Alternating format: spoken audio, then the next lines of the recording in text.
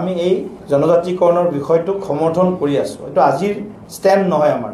যেতিয়াৰ পৰা বিষয়টোৱে দৃষ্টিগোচৰ হৈছে, বিষয়টো মানে দাবীলৈ ৰূপান্তৰ হৈছে, তেতিয়াৰ পৰা আমি বিচাৰো যে 6 জনগোষ্ঠীৰ জনজাতিকৰণ হ'ব লাগে। এয়া নৈতিক সমৰ্থন আছে আমাৰ। কিন্তু এক্সিষ্টিং এছটি ষ্টেটাছ পাই থকা সকলৰ যিটো তেওঁলোকৰ শ্বেয়াৰ আছে, সেইটো কেনেধৰণে আমি বিতৰণ কৰিম, তাৰ মেকানিজম যেতিয়ালৈকে নাহে বা এটা কনসেনসাস যেতিয়ালৈকে আমি আনিব নোৱাৰো, গোটেই বিষয়টোত কিন্তু কিছু সমস্যা আছে। কিন্তু 6 জনগোষ্ঠীৰ জনজাতিকৰণৰ দাবী, তাৰ প্ৰতি আমাৰ নৈতিক সমৰ্থন সদায় আছে, থাকিব।